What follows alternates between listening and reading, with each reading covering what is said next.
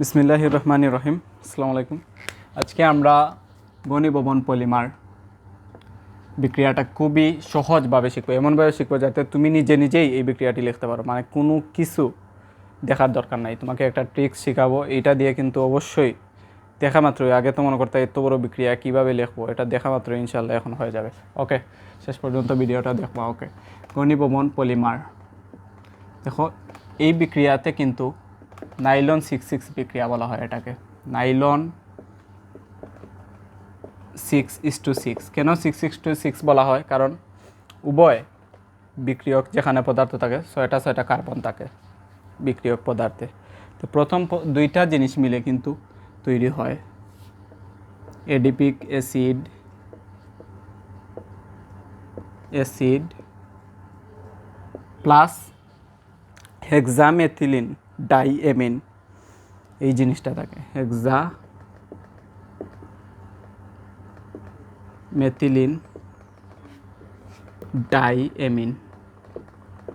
ডাইএমিন। এরা দুই বিক্রিয়ক টাইটানিয়াম ডাইঅক্সাইড এর উপস্থিতিতে কিন্তু বিক্রিয়াটি সম্পন্ন করে, যার ফলে নাইলন 6:6 উৎপন্ন হয়। এখানে কিন্তু তাপও দিতে হবে। এখন আমরা এডিপিক অ্যাসিড কীভাবে নিচ থেকে লিখতে হয় এবং হেক্সামেথিলিন ডাইমিন কীভাবে নিচ থেকে লিখতে হয় এটা দেখব। তারপর দেখো, সহজেই বিক্রিয়াটা শেষ হয়ে যাচ্ছে। আমরা এটা মুছে ফেললাম। দেখো, এডিপিক অ্যাসিড মানে আমরা তো আগেই বলেছিলাম 6:6 মানে উভয় বিক্রিয়কে ছয়টা কার্বন থাকে। তাহলে তুমি এডিপিক অ্যাসিড নিজে এখন উৎপন্ন করবা। দেখো, 6টা কার্বন দাও, 1টা 2টা 3টা 4টা 5টা 6টা। ওকে, এখানে সবাইকে তুমি এই পাশে শুধু OOH লাগিয়ে দাও, এইটা OOH। আর বাকি কার্বনগুলোতে তুমি 2টা করে হাইড্রোজেন দিয়ে দিবা। দেখো, এইচ কার্বনের তো 4টা হাত থাকে, আমরা জানি 4টা হাত থাকে। এইচ দিয়ে এই 4টা হাতগুলো পরিপূর্ণ করে ফেলবা। ওকে, এখন এটাকে সংক্ষেপে কি লেখা যায়? দেখো, COOH, এটাকে একটু সাজিয়ে লিখতেছি COOH। তারপর CH কয়টা? 2টি। তাহলে CH2, আবার CH2, আবার CH2, আবার CH2। এইটাকে যদি সাজিয়ে লিখি COOH। আর একটু শর্টকাট করো, COOH।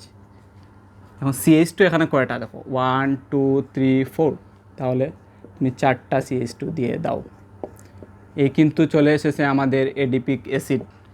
ভুলে গেলে এভাবে আনতে পারো। তাহলে এডিপিক অ্যাসিডটা আমরা পেয়ে গেলাম। একটা বিক্রিয়ক তুমি পেয়ে গেছো, বিক্রিয়ার এডিপিক অ্যাসিড।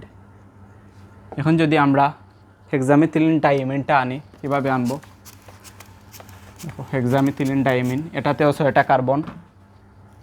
এইভাবে C1 2 3 6টা কার্বন দিবা, 4টা 5টা 6টা। শুধু দুই পাশে NH2 দিয়ে দিবা। NH2 যেহেতু ডাইএমিন, ডাই মানে 2, এটা কিন্তু আমরা হেক্সামেথিলিন ডাইএমিন বানাচ্ছি। NH2 দিয়ে দিবা। এই দেখো, 2টা এমিন, যার জন্য ডাইএমিন। এভাবে 4টা হাত পূরণ করবা। 4টা হাতেই হাইড্রোজেন দিয়ে দিবা।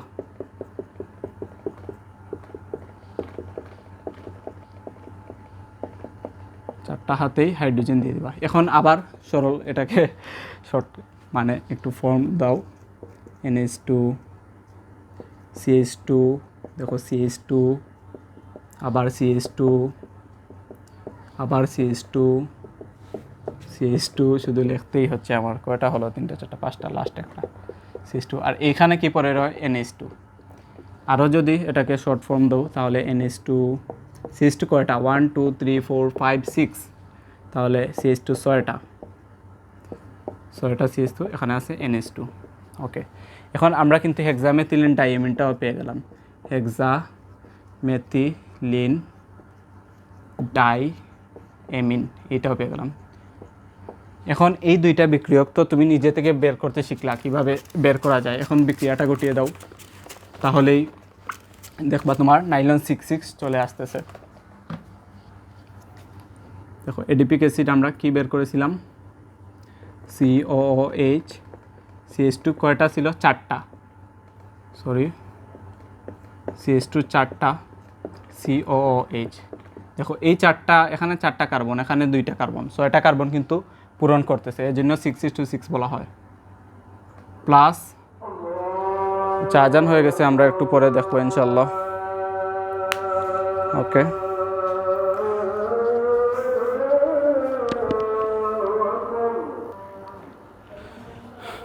ওকে, শেষ হয়ে গেছে ইনশাল্লাহ। এখন দেখো আমরা কিন্তু এটা এডিপিক অ্যাসিড,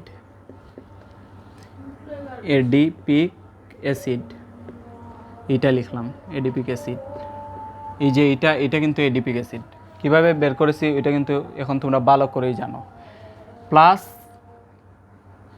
হেক্সামেথিলিন ডাইএমিন কীভাবে ছিল, যেহেতু ডাইএমিন দুই পাশে 2টা NH2 আর হেক্সা মানে 6টা কার্বন থাকতে হবে, CH2, এটা আমরা 6টা কীভাবে বের হয়েছে সেটাই আমরা দেখাচ্ছি।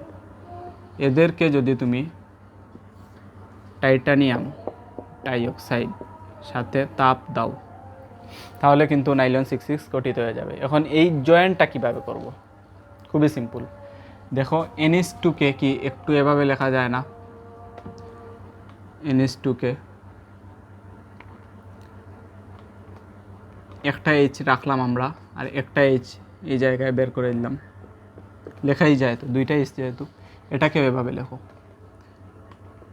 একটা H রাখলাম, একটা H বের করে দিলাম।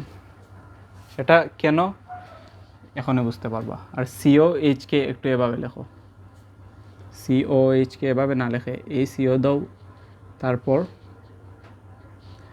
OH-টা দাও, OH। ওকে, এখানেও সেমভাবে লেখো, CO-টা দাও, তারপর OH-টা দাও। এখন কি লাভ হলো দেখো, আমরা তো জানি নাইলন 6-এ আর একটা জিনিস, এখানে N দিয়ে দিবা, যেহেতু N মূল উৎপন্ন হয়, এখানেও N দিয়ে দিবা, বইয়ে যেভাবে আছে ওইভাবেই। এখন আমরা পানিটা শুধু বের করে দিব, তুমি বুঝতেই পেরেছো অলরেডি। এই OH, এই H, এই যে বের করে দেওয়া H মিলে 1 মোল পানি, আর এই OH আবার এই H মিলে আরেক মোল পানি, কারণ আমরা জানি H প্লাস OH নেগেটিভ সমান পানি চলে আসে। এই ট্রিক্সটাই আমরা অ্যাপ্লাই করব। বাকি কি হলো, এতে সুবিধা হলো কি, দেখো H আর OH মিলে তো পানি উৎপন্ন হয়ে যাবে, আগেই আমরা লিখে ফেলতেছি পানিটা, কত মোল পানি, 2H2O। এখন মুছে দিই, যেহেতু এগুলা চলে গেছে, হাত দিয়ে মুছি, ইউনিকলি মুছা যাবে। এই দেখো, এই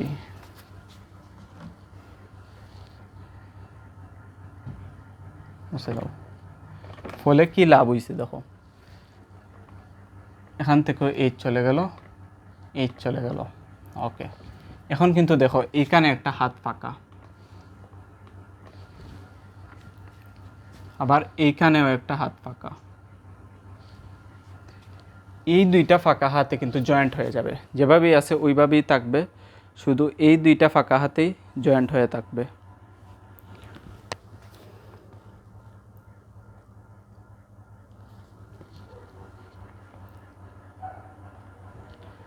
একটা বিষয়, এখানে 2NH2 দিবা, যেহেতু N মোল পানি উৎপন্ন হবে।